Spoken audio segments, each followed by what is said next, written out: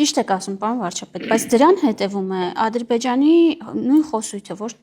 չի հրաժարվում նախապայմաններից, ասում է կստորագրեմ, եթե ու գնում են եթեները, օրինակ, եթե սահմանադրությունը փոխենք կամ չգիտեմ նորը ընդունենք, Մինսկի խումբը լուծարենք, որին ըստ էության Հայաստանն ասել է դեմ չեմ, եթե ստորագրենք նոր։ Բայց չեք կարծում, որ հիմա այս պայմանները կատարելուց հետո Ադրբեջանը նոր նախապայմաններ առաջ քաշելու, օրինակ ասելու է ադրբեջանցիները վերադառնան Հայաստանի արևելք, որը ինքը Արևմտյան Ադրբեջան է կոչում, Զանգեզուրի միջանցքը ուզի։ Մենք ասել ենք, որ կան հարցեր, որոնք քննարկելի են, եւ կան հարցեր, որոնք քննարկելի չեն։ Հիմա օրինակ որ հարցերն են, որ քննարկելի են։ ՀԱԿ Մինսկի խմբի համանախագահության լուծարման հարցը հստակ քննարկելի հարց է, ինչու է քննարկելի։ Որովհետև մենք գնում ենք խաղաղության, իսկ մենք գնում ենք խաղաղության, այդ ֆորմատը իր արդիականությունը կորցնում է։ Ընդ որում, այստեղ էլ մենք պետքա ճկունություն ցուցաբերենք որոշակի, որպեսզի նպատակը չխառնենք միջոցի հետ։ Մենք ինչ ենք ասում։ Ասում ենք ըստ էության ՀԱԿ Մինսկի խմբի համանախագահությունը, եթե շատ ուղիղ ձևակերպենք առանց սրբագրումների կամ առանց շպարի, ՀԱԿ Մինսկի խմբի համանախագահությունը նրա մասին է, որ Ադրբեջանի տարածքում կա կոնֆլիկտային իրավիճակ։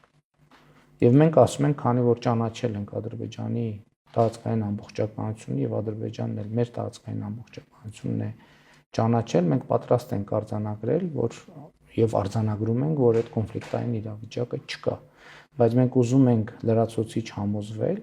որ Ադրբեջանի նպատակադրումը այն չէ, որ սեփական տարածքում կոնֆլիկտային իրավիճակի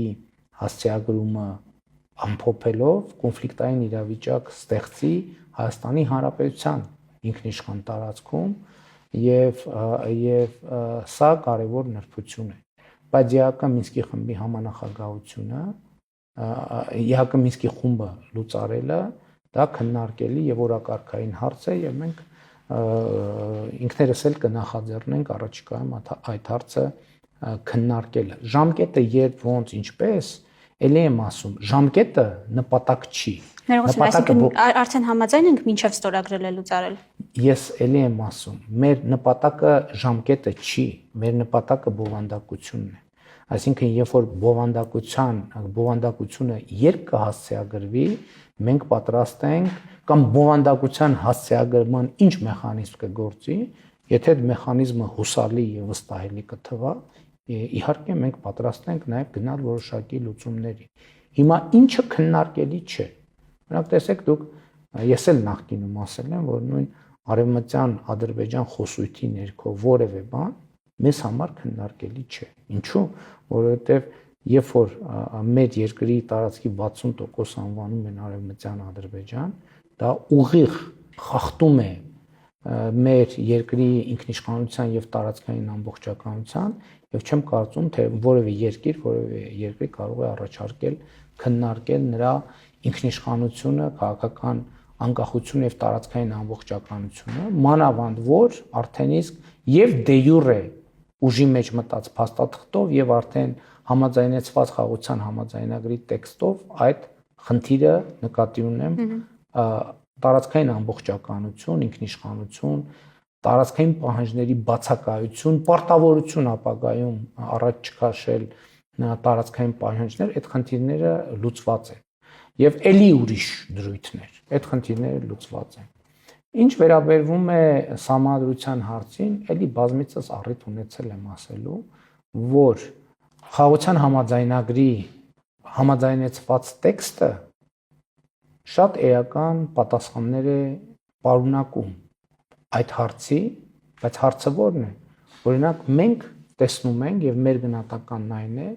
որ Ադրբեջանի սահմանադրությունը տարածքային պահանջներ է պարունակում, նկրտումներ է պարունակում Հայաստանի Հանրապետության ինքնիշխան տարածքի նկատմամբ։ Բայց պայմանագրում նշվում է, որ գերակա նշանակություն ունի Բայց պայմանագրում նախ նշվում է, որ կողմերը խորհրդային միության ըստ էության սահմաններով ճանաչում են միմյանց տարածքային ամբողջականություն, ինքնիշխանությունը, չունեն տարածքային պահանջներ միմյանց նկատմամբ եւ պարտավորվում են ապագայում էլ նման տարածքային պահանջներ չառաջադրել եւ բացի դա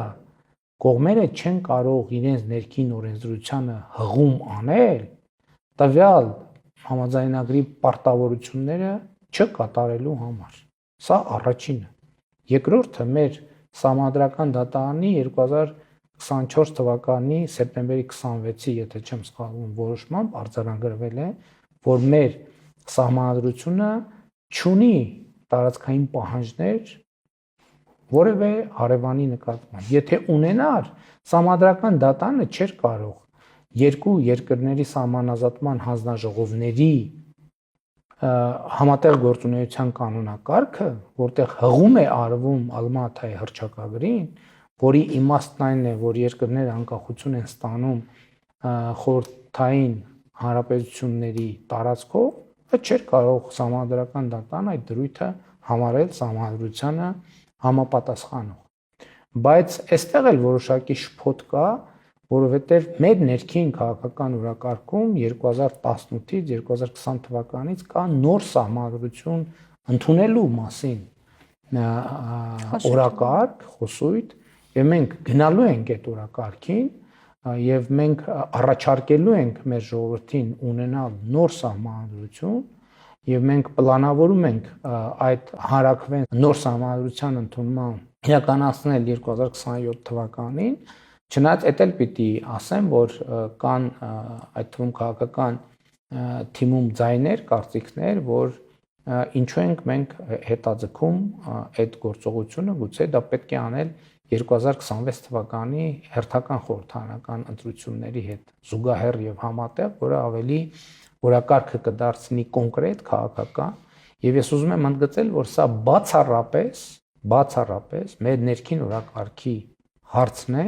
չնայած մյուս կողմից պետք է նաեւ խոստովանեմ, որ սա չի կարող չունենալ տարածաշրջանային եւ միջազգային ազդեցություն։ Եվ հետեւաբար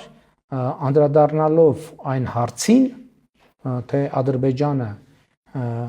կարող է նորանոր պահանջներ առաջ քաշել, վերադառնալով արդեն խաղաղության օրակարգին, Ադրբեջանը կարող է նորանոր հարցեր բերել օրակարգ, բայց չի նշանակում, որ այդ բոլոր հարցերը մեզ համար քննարկելի են։ Տեսեք, շատ կարևոր է, ելի ասում եմ, նպատակը եւ միջոցը պետքա չխառնենք եւ չշփոթենք իրար։ Մեծ հաշվով նույն ԵԱՀԿ Մինսկի խումբը ինքը ձևավորվել է որպես խաղաղության գործիք, իր տրամաբանությամբ, խաղաղության հասնելու գործիք։ Եթե մենք ունենք խաղաղություն, ինչու պիտի, հասկանաք, ինչու պիտի խաղաղության միջոցը